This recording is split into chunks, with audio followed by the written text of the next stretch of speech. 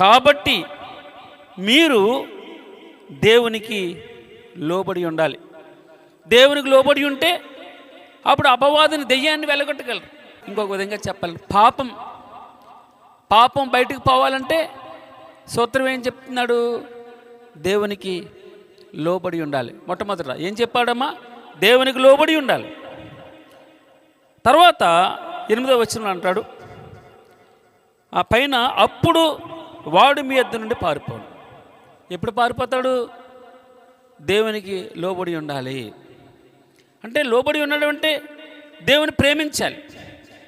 దేవుని ప్రేమించడం అంటే ఆయన మాట వినాలి, ఆయన ఆజ్ఞలు గైకొనాలి. అమ్మ నాన్న మాట వింటే తల్లిదండ్రులు ప్రేమించినట్టు. నేను తల్లిదండ్రులు ప్రేమిస్తున్నానని చెప్పుకుంటున్నా, మాట వినట్లేదు. అందుకే ప్రభువారు ఇద్దరు కుమారులను తీసుకొచ్చాడు. మొదటి కుమారుడు అన్నాడు, ఒరే బాబు, పొలంలో కొంచెం పనిచేసి రావాలి, వెళ్ళు అన్నాడు. వెళ్ళనన్నాడు. తర్వాత మనసు మార్చుకుని, అయ్యో మా నాన్నకి నేను వెళ్ళకపోతే ఎవరు వెళ్తారని వెళ్ళాడు. చిన్న కుమారుడితో చెప్పాడు, అరే బాబు, పొలంలో కొంచెం ద్రాక్ష తోటలో నీళ్ళు పెట్టేది ఉంది, వెళ్ళరా అన్నాడు. ఎంత లేదు డాడీ, నువ్వు చెప్తే వెళ్ళను నేను అన్నాడు. అలాగని చెప్పేసి క్రికెట్ బ్యాట్ అట్టుకుని వెళ్ళిపోయాడు. ఇప్పుడు ఎవరు ప్రేమిస్తున్నారు? పెద్దవాడా చిన్నవాడా? వెళ్ళనని వెళ్ళినోడు కదా, వెళ్ళను అని వెళ్ళినాడు. బాబు మా డాడీ చిరాకు పడతాడు, లేదా మా డాడీకి నేను చేయకపోతే ఎవరు చేస్తారు, ఏదో విధంగా మొత్తం మీద వెళ్ళాడు. మాట వినేవాడు. అందుకే అపవాది మీ యొద్ద నుండి పారిపోవాలంటే దేవునికి లోబడి ఉండాలి. ఇది సూత్రం. మీరు దేవునికి లోబడి ఉండాలి.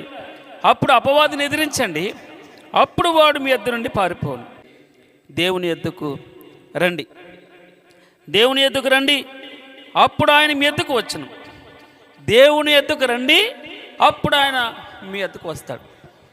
ప్రభువా ప్రభువా అని పిలిచి ప్రతివాడు పరలోక రాజ్యంలో చేరడు. కానీ ప్రభు చిత్త ప్రకారం చేయవాడే. ఎవరి చిత్త ప్రకారం అమ్మా? ప్రభు చిత్త ప్రకారం చేయవాడే. ప్రభువా ప్రభువా అన్నాడు, వాడు పరలోక రాజ్యంలో వెళ్ళట్లేదు.